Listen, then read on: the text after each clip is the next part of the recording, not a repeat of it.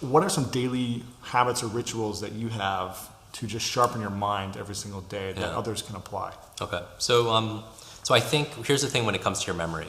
2/3 of it is so people are concerned that they're growing older. But I could say you can improve your memory regardless of your age, your background, your career, your diet, your level of education, your financial situation, your gender, your health situation, your IQ, anything. It can be improved. Here's the thing. 1/3 of your memory is predetermined by biology and genetics, but that's so exciting because that means 2/3, the majority of it, twice as much, is completely in your control. That's cool. And so the things that move the needle, for example, are like 10 things that I'm thinking about that's going to move the needle completely of that 2/3. So it's a good diet, right? So a good diet because you are what you eat, right? Sure. And so there's certain brain foods that we know is good for your is good for your mind. Dr. Amen talked about that as well. A lot of that. Everything from blueberries to walnuts and everything, right? So there's good diet. And number 2, killing ants. Killing the automatic negative thoughts, which is a big for a lot of people. Remember, your mind is always eavesdropping on your self-talk, and it's a practice, right? So you want to be able to eliminate the negative talk. And you can't just eliminate something, you have to replace it with something else. Something positive, right? Exactly. You can't just stop smoking, you have to start doing something else. Because here's the thing that you want to avoid. A lot of people start taking pride in how bad certain things are in their life. It gives them significance. Very much so. You nailed it. People start getting pride because my memory is so bad. If I don't write my grocery list in triplicates, I won't remember it. And like, oh, you think you're forgetful? This is how forgetful I am. Right. Or this is how bad. And people also have this with busyness. It is so bad nowadays. Everybody has to be busy because that means oh, that person must be so important, right? And so that we got to get off that cult of being busy. That's congratulations for being the most busy person. Right, exactly. Right? Like not everybody has things to do. Exactly. But if people start getting pride, they start designing their life around being busy, and they wonder why they're all stressed out all the time. So automatic negative thoughts, kill those ants. Number 3, that's good that you have to do daily is exercise. Right, because your body and your brain, it's connected, and there's actually certain exercises you could do to build your brain power. So, for example, juggling. Extremely good for your brain. It's been shown in Oxford last year. There was a study saying that jugglers actually have bigger brains. You could actually build more white matter. It's also a great tip for speed reading because as you're juggling 3 balls, your eyes, you only have 2 of them. You can't focus on all 3. So you have to soften your gaze and take in more, like peripheral vision, and it trains you that way. So you can actually take in more words as you're reading. But it actually builds more white matter as you're doing it. There's certain exercises also we teach people. This is a field called educational kinesiology where certain body movements actually helps build your brain power, which is these cross laterals and these kind of fun things. Even something simple like we're always on the computer all the time, so it's really important to kind of keep your hands and your fingers kind of stretched.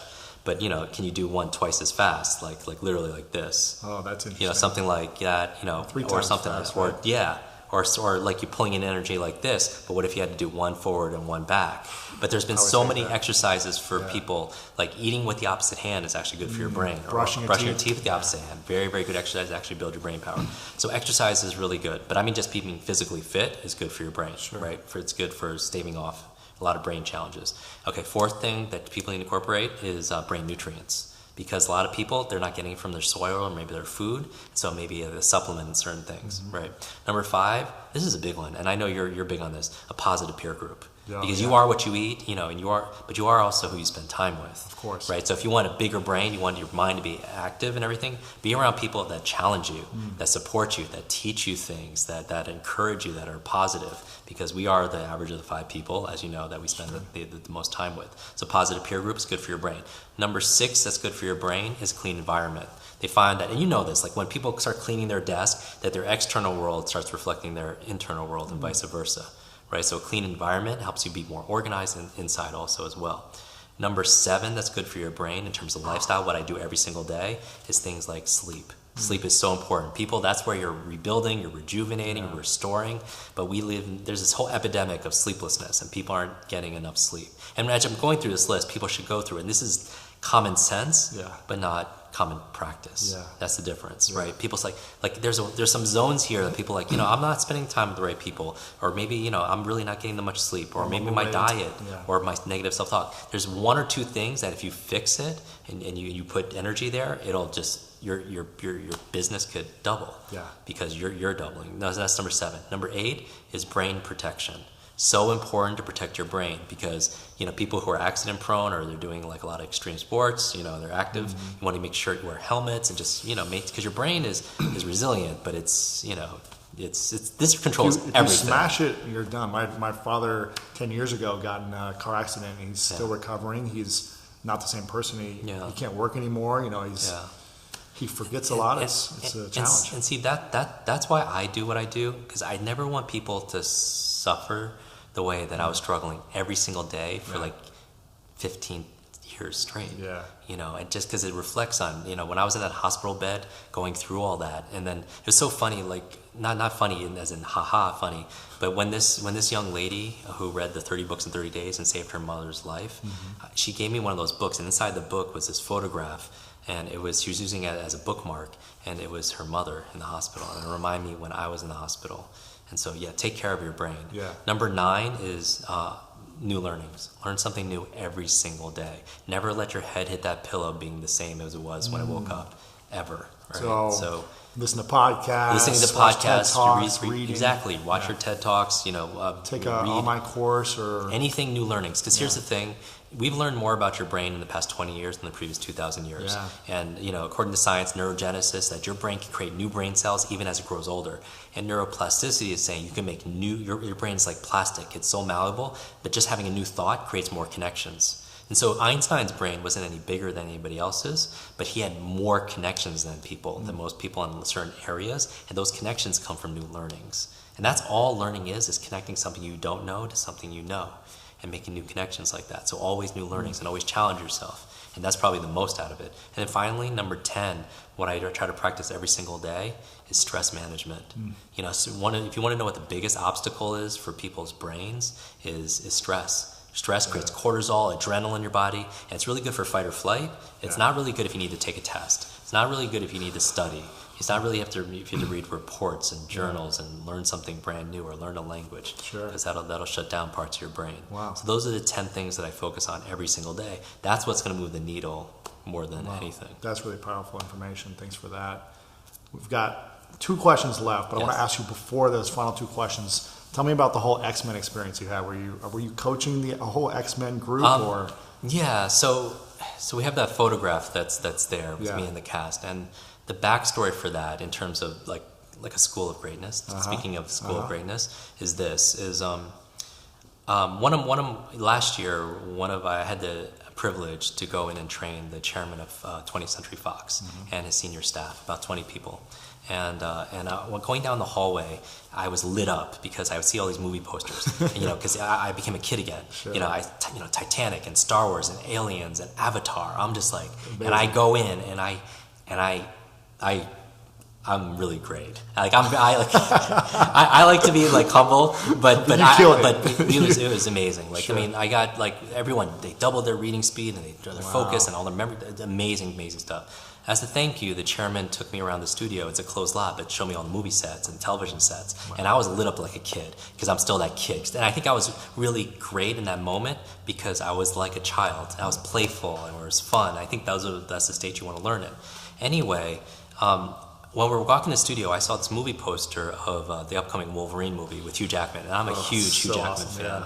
Yeah. And I was like, I can't wait to see that movie. And he picked up, because it was coming out for a few weeks, he picked up the phone, and 5 minutes later, I'm in the Fox Theater with 3D glasses and popcorn, watching Hugh Jackman take on all these super ninjas. And it was awesome. And I'm the only one. And I'm just thinking, this is incredible. I have the control panel here and everything. I'm just thinking.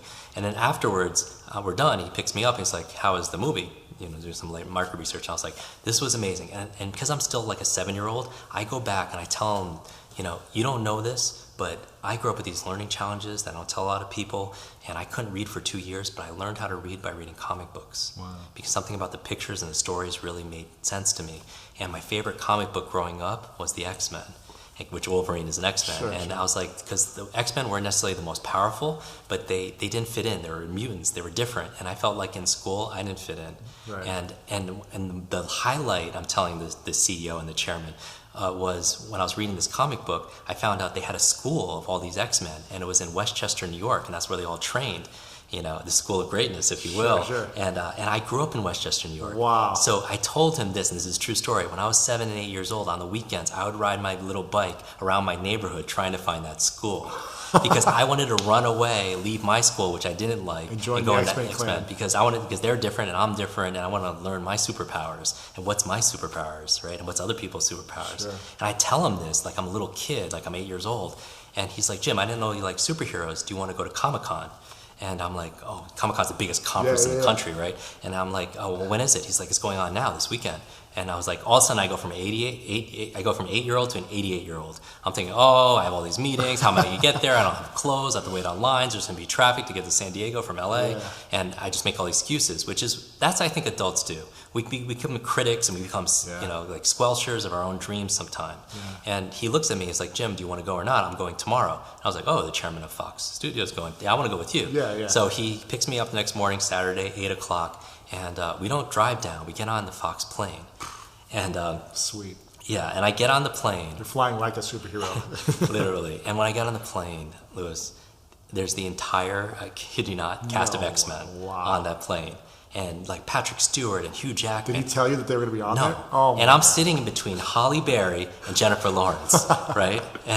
And I want to put these pictures on Instagram, right? Like, cause like I have like half my pictures are like pictures of like superheroes and stuff. But it's like, and I can't even believe it. And we go there, spend the entire day with the cast at Comic-Con. We come back to LA that night on the plane, and he was like, how's your day? I was like, this is the best day ever. I was like, oh my goodness, this is incredible.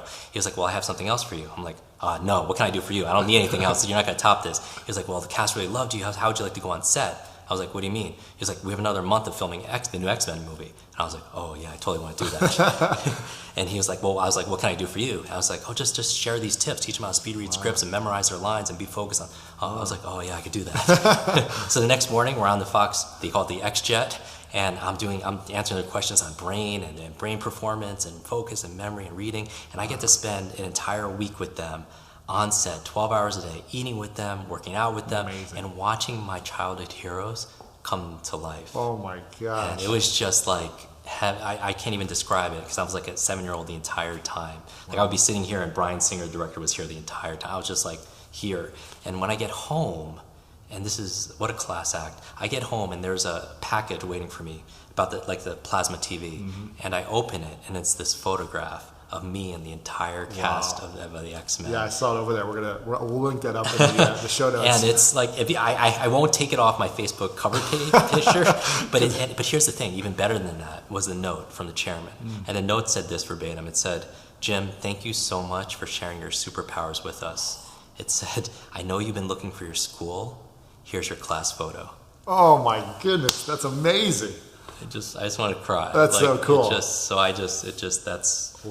the story there. But the lesson there is twofold. I would say this. It came from being for tapping. I think there's this childlike learner genius inside all of us, and because I was that authentic and I kind of like let that out, it kind of led to that. So in what areas of our life can we be more playful and be more authentically us, especially when we're, because I think age really is not chronological age. It's more of an age of our mind and our heart. I'm friends with Stan Lee, and he's like, for me, living Disney. Spider-Man, X-Men, Iron Man, Avengers. And one chance I had an opportunity to introduce him and another one of my heroes, Richard Branson, for dinner.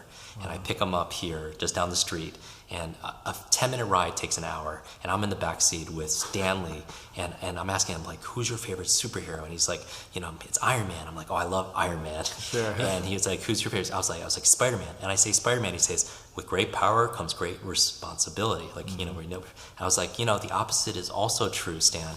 With great responsibility comes great power. When we take responsibility, we have the power to really change things. But Stan has two passions. He's 92 years old, and he still goes to work here, right down the street, 9 to 5, Monday through Friday. He loves telling stories. And his other passion is his wife, who's a year older.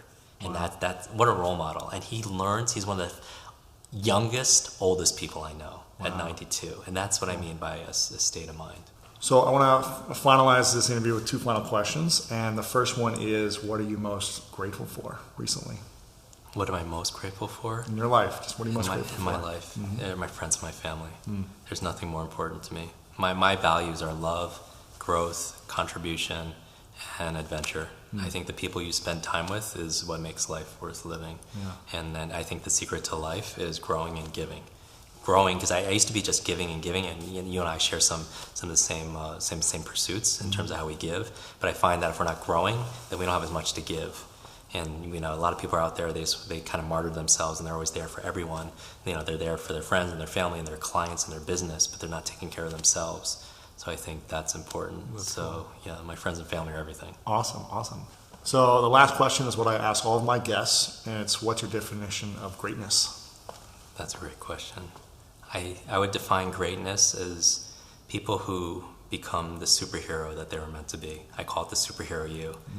And a superhero has two things. They've developed and discovered their own strengths, and everybody has a unique power, a unique talent, a unique gift that no one else has. But they don't just have a superpower, they use their power for some kind of purpose. They use it to be able to save the world, to be able to add value to their community. So I would say be that superhero you. If you want to learn more about how to master your mind, check out this next video right here. We've been told a lie that our memory, our intelligence, our genius is fixed, kind of like our shoe size. And through my experience of doing this for the past 2 decades, nothing could be furthest from the truth. People have unbelievable gifts inside them. They're just not shown how.